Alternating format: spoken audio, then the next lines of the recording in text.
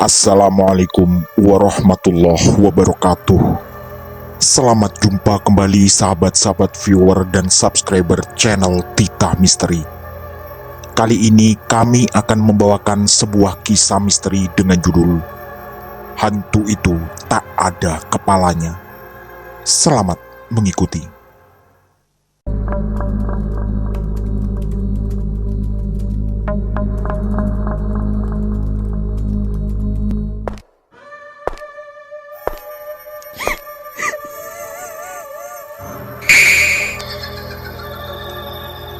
Jangan pernah mengikuti kisah ini sendirian. Jawa Timur 1978. Entah sejak kapan para orang tua di kampung kami menakut-nakuti anak kecil agar tidak keluar malam. Uniknya, kami bukan ditakut-takuti dengan wewe gombel seperti di daerah lain. Yang sering terdengar justru adalah panjul, yang konon adalah hantu tanpa kepala, yang kerap mengganggu anak-anak kecil yang bandel, yang nekat main di luar rumah ketika malam sudah larut. Tentu bukan hanya aku yang ditakut-takuti dengan itu. Semua teman sebayaku pun mengalami hal yang sama. Bahwa jika anak kecil nekat main peta umpet atau apapun ketika larut malam, maka akan didatangi oleh panjul. Suasana kampung atau dusunku yang terpencil memang terasa menyeramkan. Selain listrik yang belum masuk, dusun kami diapit oleh dua pekuburan. Di sebelah timur adalah pekuburan kampungku, dan di ujung barat dekat perbatasan adalah pekuburan dusun Sawahan. Dusun sebelah yang masih berada di dalam desa yang sama dengan kampungku. Selain tentang panjul, kami juga sering mendengar petuah-petuah orang tua yang tidak masuk akal, tapi begitu kami percayai. Misalnya bahwa jika sampai tidak menghabiskan nasi di piring, maka akan ada ayam kami yang mati. Juga kami dilarang duduk di atas bantal karena itu bisa menyebabkan bisulan. Begitu umurku 17 tahun dan mulai membaca beberapa buku, disitulah aku baru sadar bahwa selama ini kami anak-anak telah banyak dibohongi oleh orang-orang tua. Walau ternyata ada pesan moral penting di sana. Kami diminta selalu menghabiskan nasi, ternyata mengandung pesan penting, yaitu untuk menghindari kemubadiran, karena para orang tua telah bekerja membanting tulang demi kami anak-anaknya bisa makan. Sedangkan bantal tidak boleh diduduki, karena itu berkaitan dengan adab dan kesopanan. Jadilah aku percaya bahwa semua kebohongan yang berbentuk mitos tentu ada gunanya, terutama bagi pembentukan karakter seseorang. Termasuk tentang panjul, hantu tanpa kepala yang mungkin hanya semacam peringatan agar kami tidak berkeliaran di malam hari.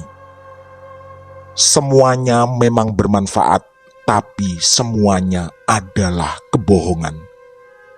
Itu yang selalu tertanam di otakku. Sampai suatu malam, ada kejadian mengejutkan yang merubah cara berpikirku. Nanti malam nonton ketoprak ya. Begitu ajakku pada Siswono sekitar jam 4 sore. Tetangga sekaligus teman akrabku yang rumahnya di ujung barat kampung. Iya Ji, yang penting jemput aku di tempat biasa. Aku agak pusing, tapi nanti kalau enakan pasti aku nonton juga. Begitu jawabnya. Namaku adalah Suwaji, dan banyak orang memanggilku Waji atau Ji. Di zaman itu, hiburan ketoprak termasuk mewah dan hanya bisa dihadirkan oleh orang-orang kaya. Kebetulan Pak Minar, orang kaya di dusun sawahan, punya hajat menikahkan anak pertamanya. Aku hanya berharap nanti malam tidak turun hujan agar bisa menonton hiburan itu. Kebetulan ketika itu sedang musim hujan. Tapi ternyata harapan itu sepertinya tidak terwujud. Selepas maghrib, hujan turun dengan deras. Bapakku bahkan juga mengurungkan niat untuk menonton ketoprak. Kalau sebelum jam 9 hujan reda, ya bapak berangkat. Begitu ucap beliau ketika kutanya. Sayangnya, sampai jam 9 tak ada tanda-tanda hujan reda. Yang ada justru semakin deras dengan petir bersahut-sahutan. Aku pun tak bisa berbuat apa-apa, selain mengutuk hujan yang tidak kunjung reda sambil menikmati singkong rebus di ruang tamu. Kebetulan tadi bapak panen singkong di kebun kecil belakang rumah.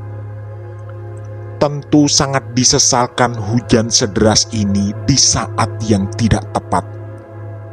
Pertunjukan ketoprak belum tentu terjadi setahun sekali di desaku. Sekitar jam 9 kurang 5 menit, bapak menyuruhku tidur karena beliau juga mau beristirahat. Sudah, tidur sana Ji, hujan masih deras. Besok pagi ikut bapak mengairi sawah. Begitu perintah beliau yang langsung kujawab dengan anggukan sopan dan melangkah ke kamar. Aku kebetulan adalah anak tunggal dan setiap hari memang membantu bapak di sawah, terutama sejak lulus SMP dan tak lanjut sekolah karena biaya. Di dalam kamar ada kekecewaan yang tak bisa kupungkiri.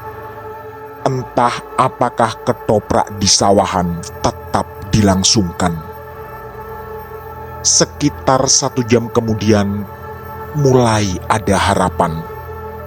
Karena dari tadi tak bisa tidur, aku bisa mendengar jelas hujan yang mulai mereda.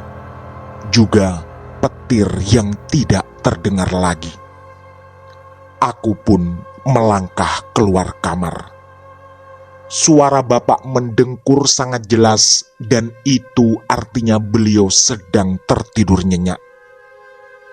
Aku pun mengendap-endap ke dapur untuk mengambil sepeda. Karena rumah kami terlalu kecil, sepeda memang selalu ditaruh di dapur. Beberapa menit kemudian, hujan benar-benar reda dan aku berniat berangkat ke sawahan. Tentu yang harus kuhadapi tinggal satu, yaitu dinginnya malam yang pasti terasa kuat karena hujan baru saja reda. Aku yakin Siswono pasti juga menungguku. Di zaman itu tentu belum ada telepon maupun HP. Jadi dalam banyak hal kita hanya mengandalkan perasaan atau telepati. Dan lagi, dia selalu hadir setiap kali ada ketoprak atau wayang di desa sekitar. Dengan mengenakan jaket hitam satu-satunya milikku, aku pun berangkat menjemput Siswono. Biasanya, dia akan menunggu di bangunan tua bekas pos kamling dekat rumahnya, yang tidak terlalu jauh dari pekuburan. Suasana jalan terasa sangat sepi. Pasti semua orang malas keluar di udara sedingin itu. Tapi aku tak mau menyerah. Dari kejauhan, samar-samar terlihat seseorang duduk di gubuk bekas pos kamling. Pasti itu adalah Siswono. Dan benar saja, senyumnya langsung terkembang begitu melihat kedatanganku. ayo berangkat. Begitu ucapku pendek dan jelas. Tentu tak banyak lagi yang harus kami bahas atau ceritakan, karena sejak tadi sore kami memang sudah janjian. Tapi begitu sampai di depan kuburan, kesialan menimpa kami berdua. Tiba-tiba ada seekor kucing menyeberang jalan. Aku yang pegang kemudi pun kaget dan membuat setirku oleng. Siswono yang duduk di belakang langsung melompat. Kondisi jalan yang becek dan licin membuat suasana menjadi semakin sulit. Dan aku bersama sepeda jatuh tersungkur ke sisi kanan jalan. Sialnya, itu tepat di gerbang pekuburan. Karena lututku terasa sakit akibat terbentur batu, konsentrasiku pun terpecah. Entah Siswono ada di mana, karena yang kuingat tadi dia melompat ke arah kiri. Artinya, kami berdua terpisah dalam suasana yang remang cenderung gelap. Ketika aku berniat bangkit berdiri, tiba-tiba terdengar suara Siswono. "Ji, lari, ada yang ngejar di belakangmu." Aku yang tak mampu lagi berpikir lebih jauh, spontan berlari. Dan sialnya, dalam kondisi gelap dan panik itu, aku justru berlari masuk ke dalam pekuburan. Aku bahkan tak sempat berpikir siapa yang mengejar di belakang. Tapi dari suara dan intonasi Siswono tadi, pasti ada sesuatu yang membahayakan, yang entah itu siapa atau apa. Tanpa arah yang jelas, aku terus berlari, sampai akhirnya berada tepat di bawah keranda yang diletakkan di sudut barat kuburan. Disitulah aku baru sadar, sudah terlalu jauh masuk ke dalam kuburan. Suara Siswono tak terdengar lagi dan entah ada di mana dia sekarang.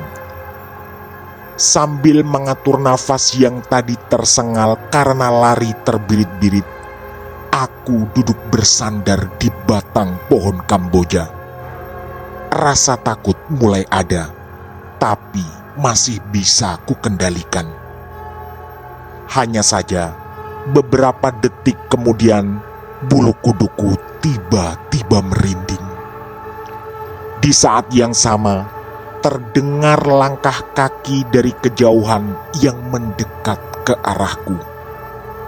Hatiku sempat berharap itu adalah Siswono, tapi rasanya kemungkinan itu terlalu kecil. Karena jika itu adalah Siswono, harusnya dia mendekat sambil memanggil-manggil namaku. Dan tak butuh waktu lama, semuanya terjawab. Ternyata itu adalah seorang laki-laki. Yang pertama tertangkap di mataku adalah celananya yang berwarna gelap. Dia terlihat membawa senter. Sorot cahaya senternya diarahkan ke semua arah, dan terlihat seperti seseorang yang mencari sesuatu. Seingatku, biasanya seperti ini adalah orang yang mencari katak atau ular untuk dijual. Aku pun berusaha mempersiapkan jawaban jika saja orang itu menghampiriku dan bertanya. Tapi ada yang sangat mengejutkan begitu dia sampai di dekatku. Bagian atas tubuhnya tidak jelas karena gelap. Dari jarak sekitar 10 meter, orang itu memegang senter di tangan kanannya. Lalu, ini yang meruntuhkan semua nyaliku. Tangan kirinya ternyata memegang kepala. Begitu jarak semakin dekat dan bagian atas tubuhnya terlihat, ternyata hanya sebatas leher. Artinya, sosok ini memegang kepalanya sendiri di tangan kiri. Tanpa sempat menarik nafas, aku pun langsung berlari yang lagi-lagi tak jelas arahnya. Dalam sepersekian detik, mataku bisa menangkap cairan berwarna merah menetes dari kepala yang dia pegang di tangan kiri.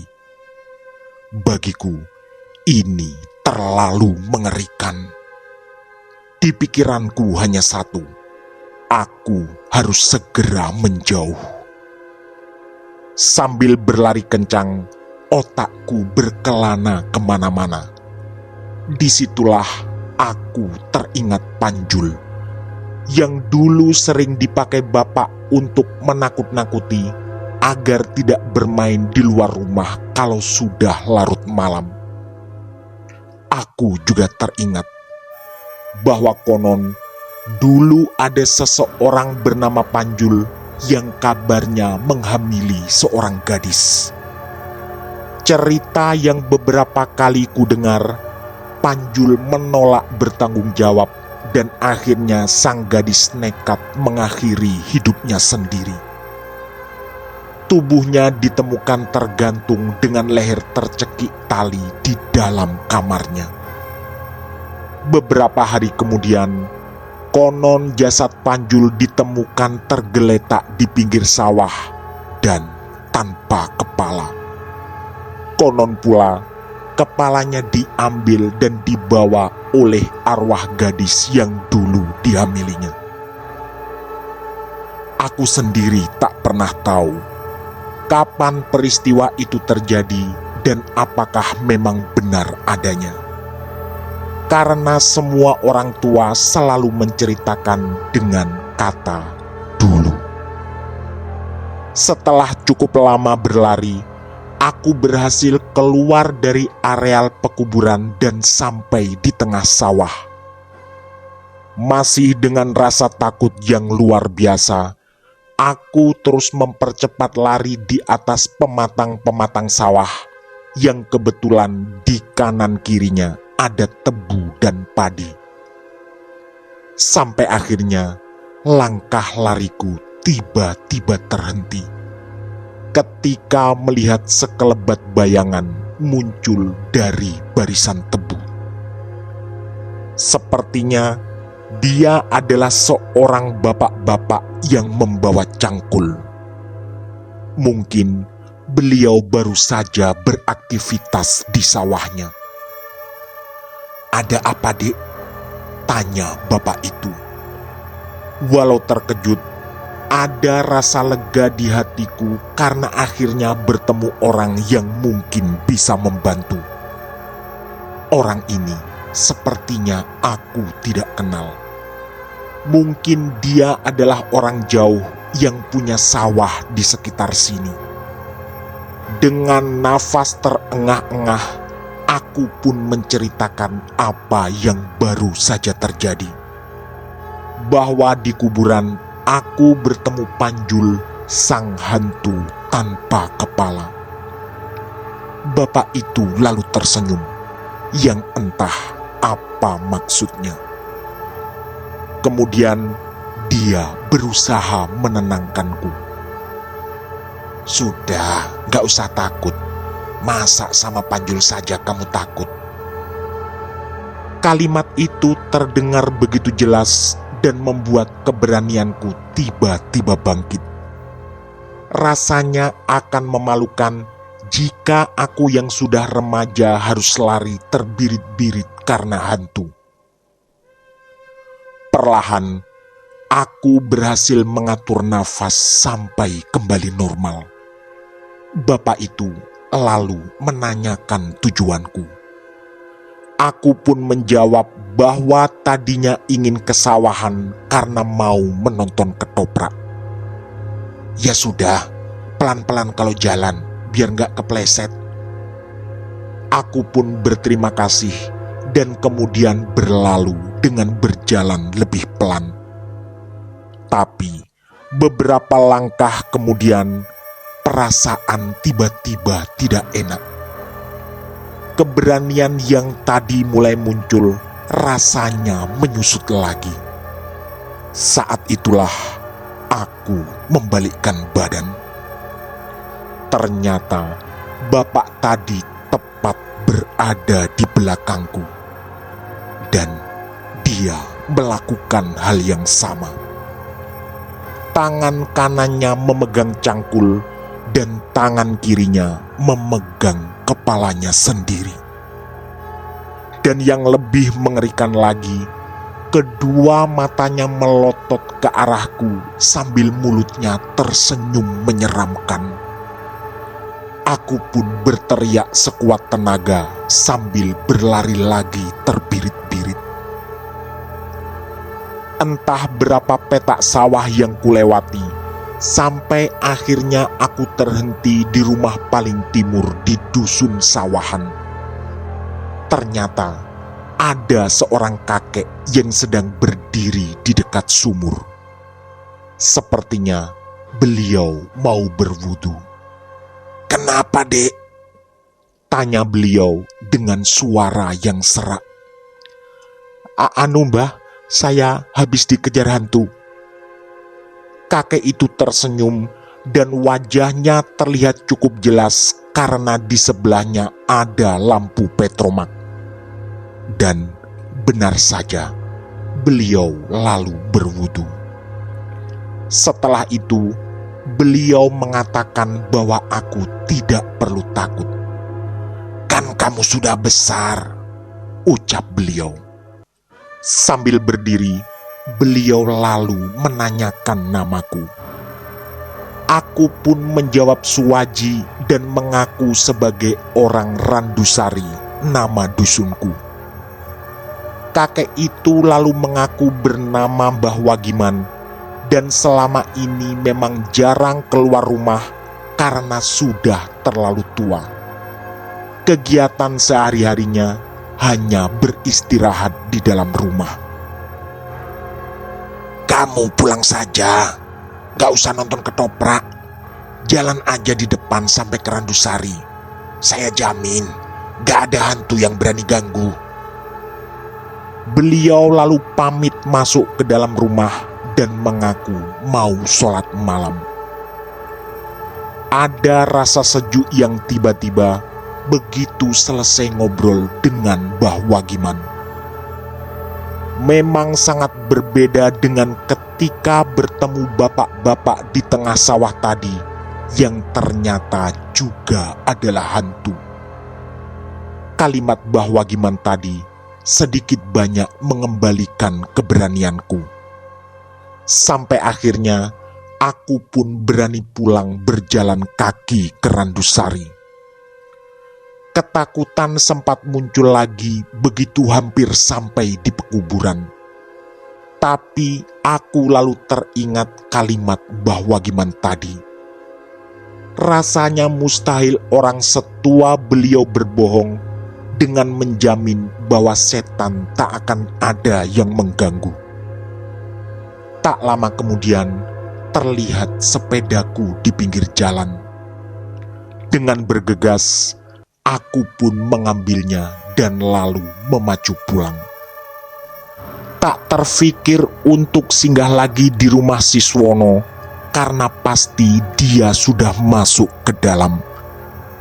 Dan lagi, yang paling penting adalah semua kejadian tadi sudah terlewati dan aku harus segera pulang.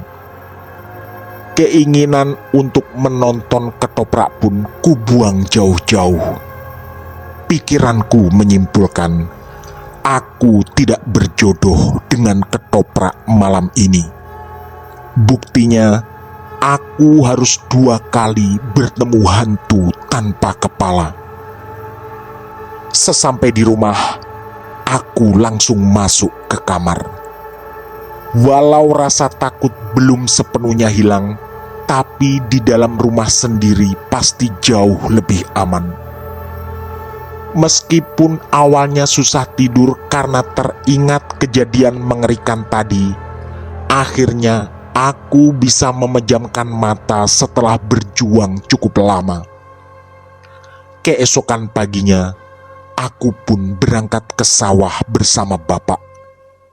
Sepulang dari sana, baru kuceritakan kejadian semalam. Sama seperti respon orang-orang yang kutemui tadi malam, bapak hanya tersenyum. Lalu, setelah aku bertanya lebih serius tentang Panjul, beliau memberi jawaban yang mengambang. Kata bapak, beliau juga tak pernah paham apakah kejadian tentang Panjul benar-benar ada, atau hanya karangan untuk menakut-nakuti anak kecil. Bapak juga mengaku dulu ditakut-takuti hal yang sama ketika masih kecil. Tapi, kata bapak, ada satu orang yang paling tahu tentang benar tidaknya cerita tentang Panjul. Yang tahu persis Mbah Sumpono, coba kamu ke sana. Begitu kata bapak. Malam harinya, karena rasa penasaran sangat kuat, aku pun berangkat ke rumah Mbah Sumpono. Beliau adalah orang paling tua di dusunku dan pasti yang paling tahu tentang kejadian-kejadian di masa lalu. Ada harapan kuat. Cerita tentang sosok Panjul yang tanpa kepala bisa terjawab oleh Mbah Sumpono. Sesampai di sana, Mbah Sumpono mempersilahkan aku masuk. Kebetulan, sebagai tetangga, aku memang beberapa kali ke rumah beliau, terutama ketika disuruh bapak. Setelah Mbah Jinah istrinya menghidangkan kopi, aku pun menceritakan maksud kedatangan yang sebenarnya, yaitu ingin menemukan jawaban yang pasti tentang sosok Panjul.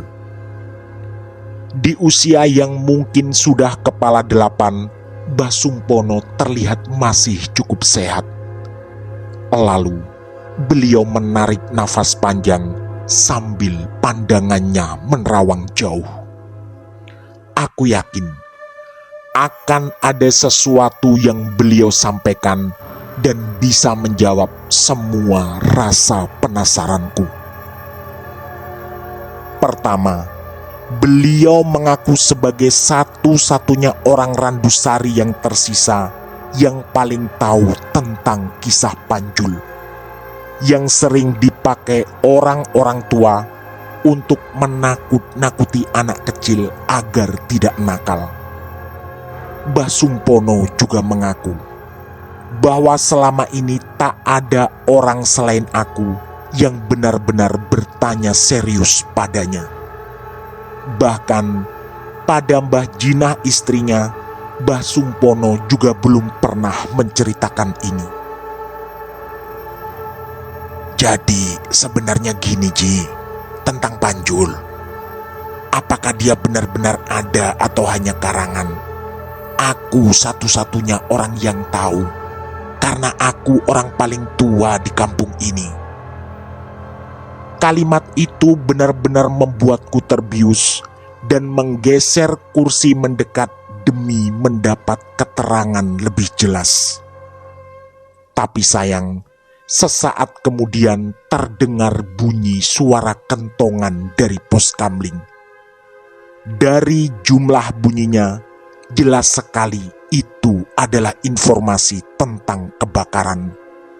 Di zaman itu, memang seperti itulah cara warga desa menyampaikan berita penting. Aku yang terkejut lalu melangkah ke jalan untuk bertanya pada siapapun yang lewat. Ternyata rumah Pak Kusno terbakar. Katanya, beliau tadi sempat membakar sampah di belakang rumahnya. Sontak, aku pun segera pamit pada Mbah Sumpono untuk menuju ke rumah Pak Kusno. Beliau pun mengangguk dan berpesan agar aku berhati-hati. Sesampai di sana, banyak warga sudah berkumpul dan bahu-membahu menyiram rumah Pak Kusno dengan menggunakan air sungai irigasi kecil yang ada di depan rumahnya. Bapakku juga sudah ada di sana. Untungnya, setelah sekitar setengah jam, api berhasil dikendalikan. Bagian dapur ludes dilalap api, tapi bangunan utama rumah masih bisa diselamatkan. Pak Kusno lalu berkali-kali mengucapkan terima kasih pada semua warga yang sigap bergotong royong. Istrinya lalu menyiapkan kopi dan kemudian kami para warga ngobrol di sana sampai larut malam. Sekitar 2 jam kemudian warga berangsur pulang dan bapak juga mengajakku pulang. Begitu sampai di rumah, karena kecapean ikut membantu warga tadi, aku pun masuk ke kamar dan langsung tidur. Sebelum terlelap, sempat terbersit rencanaku untuk kembali ke rumah Mbah Sumpono lagi besok malam. Cerita penting tentang Panjul baru di bagian awal. Dan seperti yang beliau sampaikan, Mbah Sumpono adalah satu-satunya warga Randusari yang tahu cerita sebenarnya tentang Panjul, yang terlanjur dikabarkan sebagai hantu tanpa kepala. Keesokan siangnya, ternyata ada kejutan lain. Sepulang dari sawah, terdengar kabar bahwa Mbah Sumpono baru saja meninggal dunia. Tentu, kejadian ini sangat menamparku. Selain karena beliau adalah tetangga dekat, tadi malam ada cerita penting yang jauh dari kata selesai. Bapak lalu mengajakku ke pemakaman. Seperti biasa, kami para warga bergotong royong mempersiapkan semuanya. Pemakaman berlangsung haru, dan di situ aku bisa merasakan bahwa Mbah Sumpono selama ini begitu dihormati warga. Selama beliau hidup, memang hal itu sudah terlihat. Tapi di pemakaman, seperti ada nuansa lain yang sulit dijelaskan. Intinya, semua warga Randusari terlihat tulus mendoakan kepergian Mbah Sumpono. Setelah acara pemakaman selesai, aku tiba-tiba teringat Siswono, sahabatku. Aku kemudian minta izin ke bapak untuk memakai sepeda ke rumah Siswono. Sesampai di sana, ternyata Siswono sedang ke Surabaya. Kata bapaknya, dari tadi Siswono disuruh ke sana dan mungkin sebentar lagi akan pulang. Aku pun manggut-manggut dan baru mengerti kenapa tadi dia tak terlihat di pemakaman. Dan benar saja, tak lama setelah ibunya Siswono menghidangkan kopi, Siswono pun datang. Dia lalu bercerita tadi disuruh bapaknya ke Surabaya untuk mengabari sang paman tentang rencana pernikahan Mbak Lastri kakaknya sekitar 2 bulan lagi. Setelah Siswono menaruh tasnya di kamar, kami berdua pun ngobrol di ruang tamu.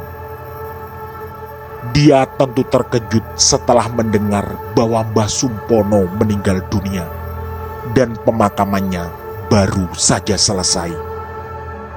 Setelah banyak membahas kebaikan almarhum selama ini, aku pun teringat sesuatu, yaitu kejadian 2 malam lalu ketika kami berdua terpisah di depan kuburan. Dan akhirnya aku bertemu sosok hantu tanpa kepala.